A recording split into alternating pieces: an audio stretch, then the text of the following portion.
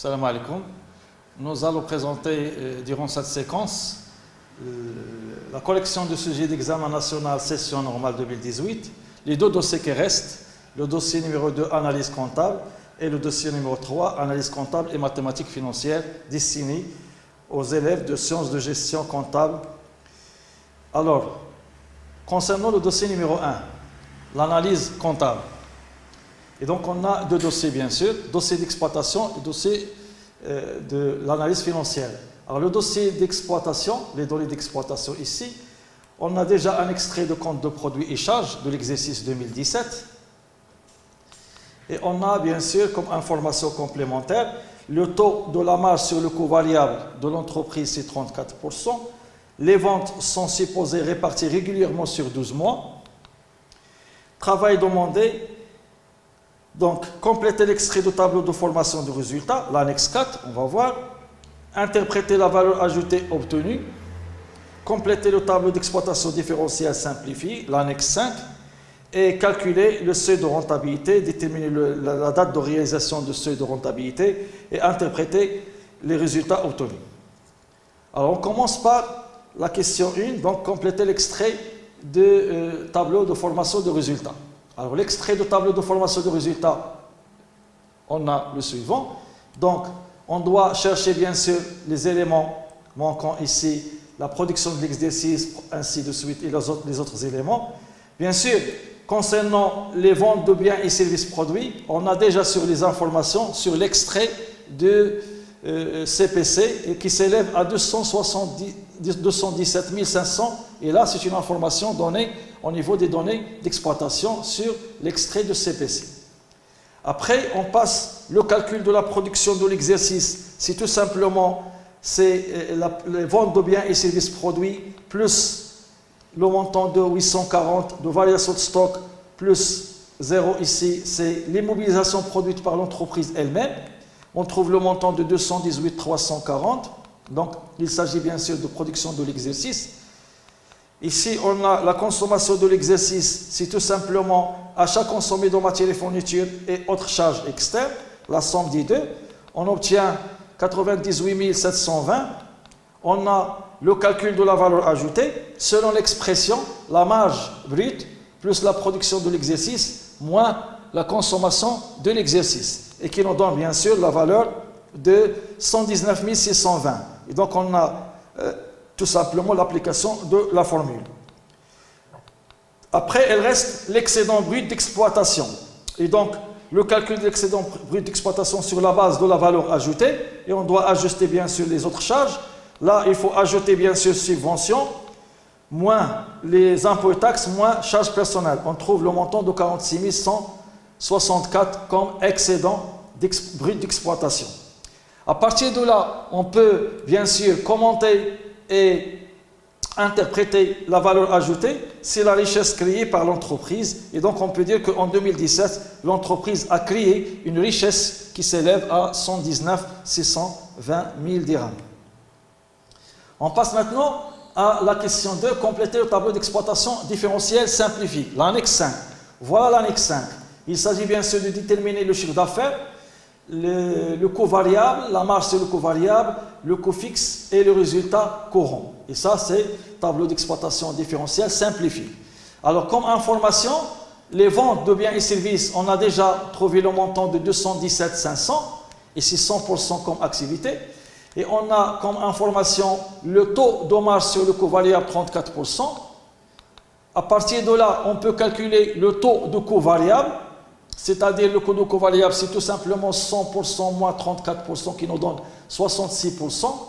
Et donc, sur la base de 66%, on peut calculer le coût variable, c'est-à-dire 66% par rapport au chiffre d'affaires, qui nous donne 143 550.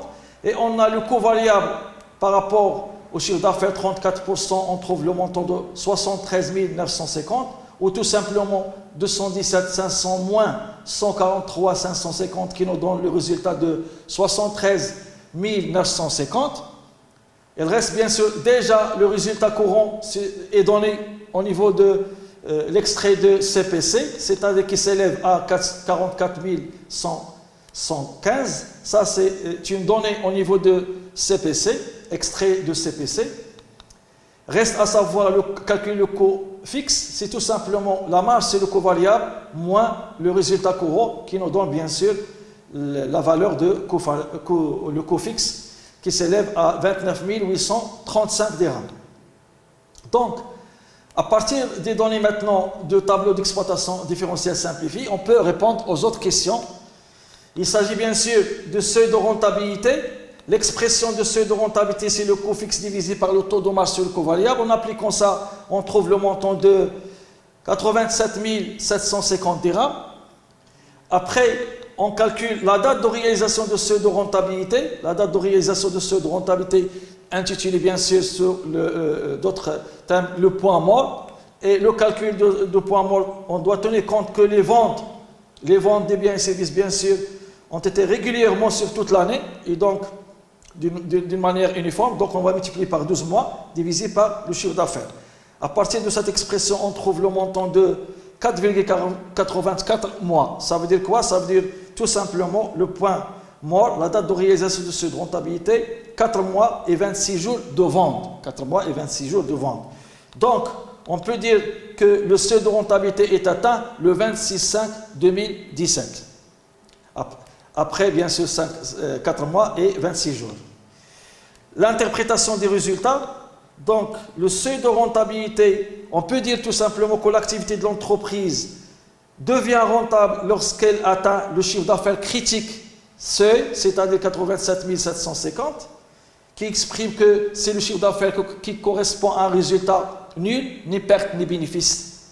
Et on a la date de réalisation de seuil de rentabilité, c'est-à-dire à partir de 26/5/2017, l'entreprise a commencé à réaliser des profits, c'est-à-dire des bénéfices. Après, bien sûr, toujours 4 mois et 26 jours de vente. Là, on passe, bien sûr, au dossier numéro 2, c'est les données financières. Entre nous dit l'analyse financière. Et là, on a le tableau de redressement, reclassement, l'annexe 6 comme données au niveau des informations, des annexes à compléter. Informations complémentaires. On a des informations complémentaires pour bien sûr pouvoir compléter le tableau de redressement au classement, des informations sur les services magasinage, le stock outil qui représente 10% et d'autres informations ici. Et donc, la question c'est compléter le tableau de redressement au classement annexe 6, calculer, interpréter le fonds de l'homoliquidité et le ratio d'autonomie financière. Et donc, sur la base de ces informations, on peut compléter le tableau. On va voir bien sûr l'annexe. L'annexe qui traduit bien sûr le tableau de redressement au classement. On a les 4 masses au niveau de l'actif, actif immobilisé, valeur immobilisée, et actif le stock, valeur d'exploitation, créance, valeur réalisable, et trésorerie active, c'est-à-dire les valeurs disponibles. On a les capitaux propres, dettes à long moyen terme, et les 3 masses bien sûr de passifs, dettes à court terme. On a déjà les totaux comptables. Reste à, bien sûr, ajuster ces totaux comptables pour pouvoir déterminer les valeurs financières. Donc, l'information A, qu'on a vu tout à l'heure, concerne le stock. Le stock outil représente 10% de la valeur comptable de stock. On va prendre la valeur comptable de stock, et le stock outil, bien sûr, devient une immobilisation. Il faut retrancher le montant des valeurs de stock et ajouter au niveau des immobilisations, mais tout simplement 10% de ce montant-là qui s'élève à 1456. Alors 14 560 multiplié par 10% qui nous donne 1456 à ajouter au niveau de l'actif immobilisé. Concernant l'information 2, l'entreprise peut encore escompter 12 000 dirhams de portefeuille d'effets à recevoir. Et ça, c'est le plafond d'escompte accordé par la banque à l'entreprise. Mais l'entreprise dispose seulement de 10 000 dirhams comme effet à recevoir au niveau de compte 3425. Alors dans ce cas, il faut retenir bien sûr le montant de 10 000 dirhams qui peut être bien sûr devient une liquidité, disponibilité, à retrancher des créances et à ajouter au niveau de trésorerie active. Troisième information, une dette fournisseur de 8 000 dirhams fera l'objet d'une prorogation d'échéance, c'est-à-dire une dette qui devient échéance lointaine. Autrement dit, c'est ce qu'il dépasse une année. Donc il devient une dette à court terme qui sera transformée en une dette à long terme. Et ça, c'est reclassement de la dette. Après l'opération 4, suite au compromis avec le client Salim, il faut prévoir un délai de 2 ans pour récupérer la créance. Donc c'est une créance à long terme qui devient une immobilisation. Et là encore, on a reclassement de la créance de 7000. On doit retrancher des créances ajoutées au niveau de l'actif immobilisé. Après, l'information 5, la cotation boursière des titres de participation s'élève à 18 000 dirhams. Ces titres ont été inscrits au bilan pour une valeur nette comptable de 30 000 dirhams. Et donc là, il faut ajuster. Là, on a opération de retraitement. C'est-à-dire, il faut corriger la valeur des titres. Et donc, la différence entre 30 000 moins 18 000, il faut bien sûr retrancher de l'actif immobilisé, car les titres de participation, ce sont des immobilisations financières, donc dans la rubrique actifs immobilisés, et les capitaux propres. Et là, c'est une opération de retraitement.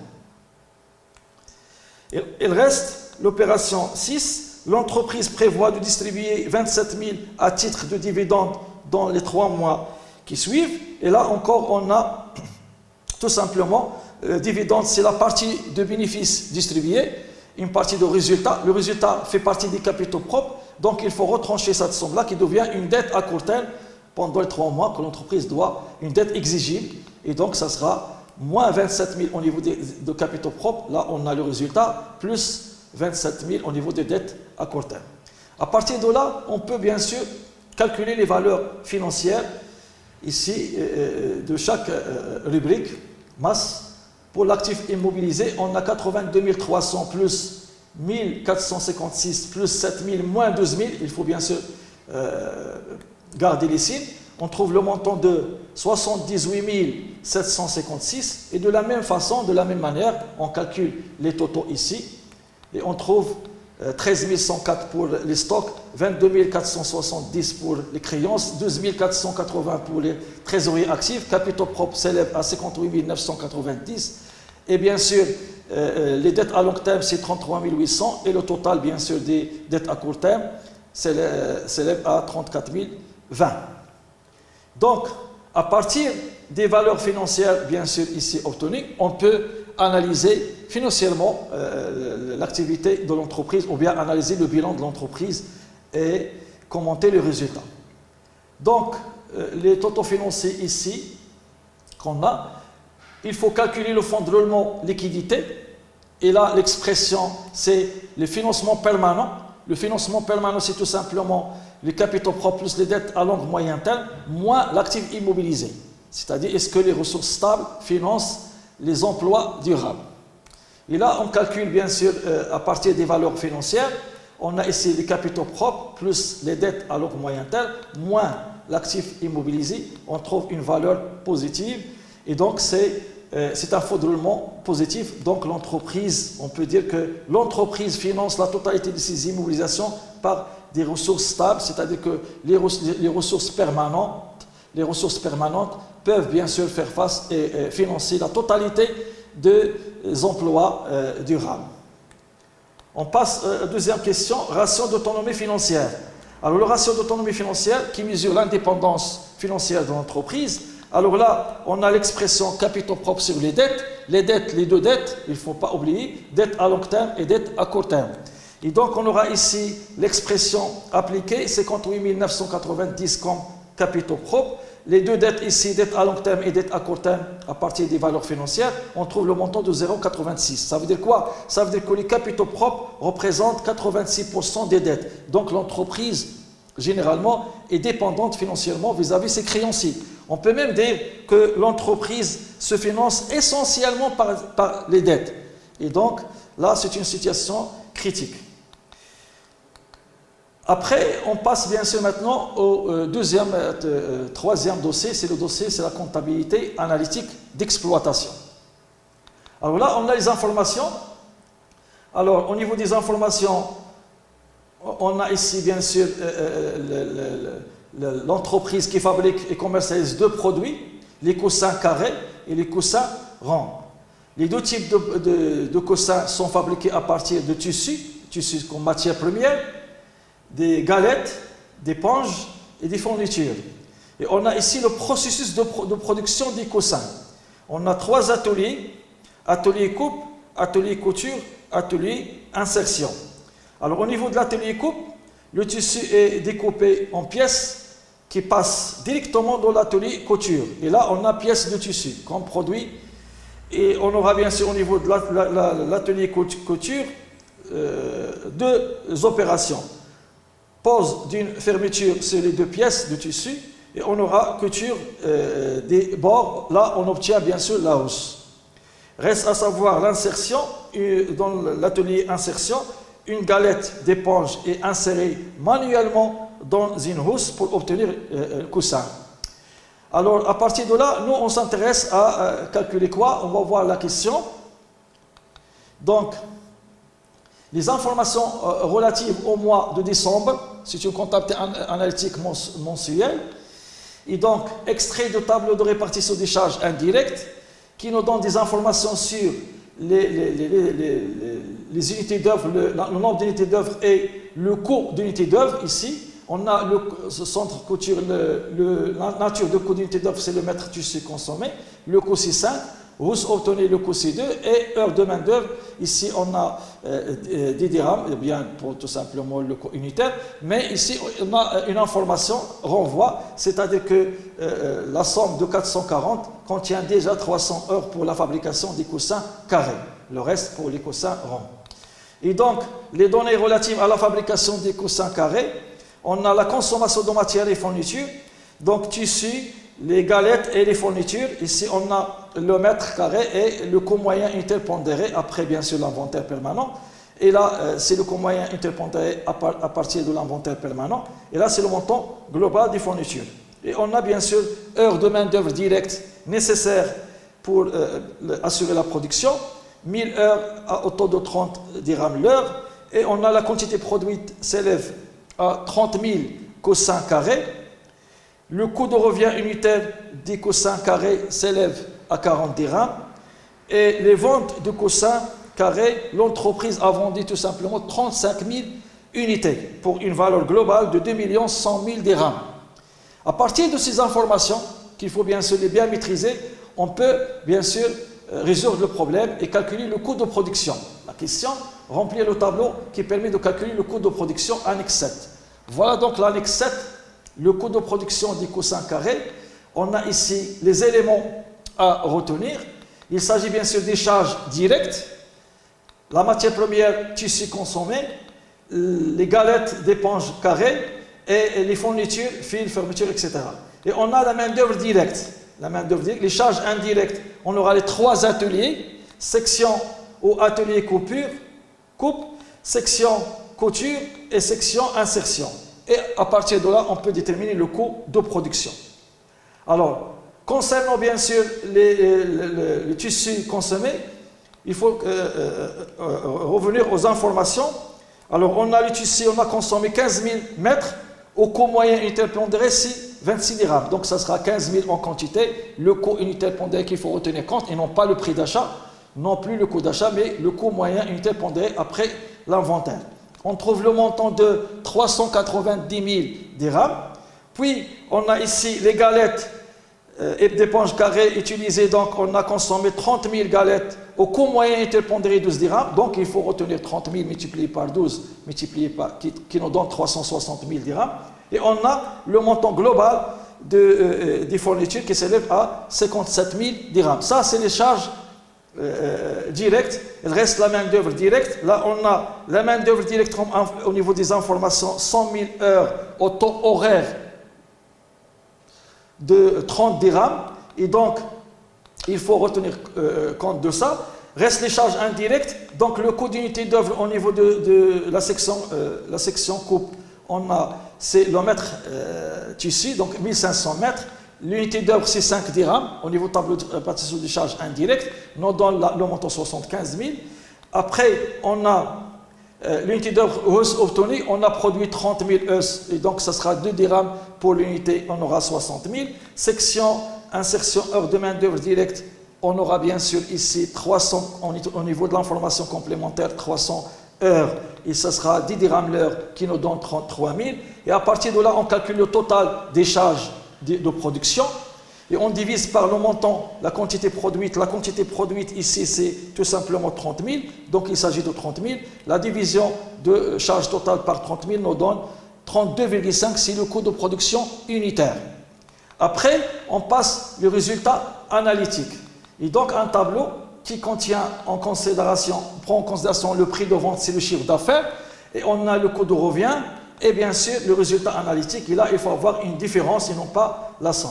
Et donc la quantité vendue ici, les ventes s'élèvent à 35 000, qu'il faut retenir compte. Le montant global 2100, on divise, on trouve 60. Le coût de revient s'élève à 40 000 au niveau de l'information. Donc on aura ici 35 000 articles vendus à 40 dirhams, qui nous donne bien sûr 1400, qui nous a coûté 1 400 000 dirhams. La différence nous donne 700 000, divisé par la quantité bien sûr vendue, on trouve le montant ici, le résultat analytique qui est égal à 700 000 divisé par 35 000 qui nous donne 20 dirhams, et ça c'est le résultat analytique. Et donc il faut tenir compte ici bien sûr de la quantité vendue et non pas produite. Maintenant, le dernier dossier 3 qui reste l'emprunt individu. Alors on a des informations sur l'emprunt. Alors, l'entreprise a dû emprunter bien sûr 60 000 pour financer bien sûr son investissement, l'automatisation de l'atelier insertion. Et donc, les caractéristiques du contrat d'emprunt, 12%, le taux d'intérêt, le nombre d'échéances 5 et le mode de remboursement, annuité constante de fin de période. Calculer l'annuité, calculer le dernier amortissement et remplir l'extrait du tableau. Alors, pour l'annuité, il s'agit bien sûr d'appliquer l'expression de la table financière numéro 5, et on a 60 000 multiplié par cette expression. Le montant de l'expression nous donne 27 741 qui multiplié par 60 000 nous donne 16 644,60. Et on a le dernier amortissement se coïncide avec le capital restant début de période 5. Et l'expression c'est A divisé par 1 plus le temps qui nous donne bien sûr ce montant-là. Et l'extrait du tableau d'amortissement, c'est simple à remplir.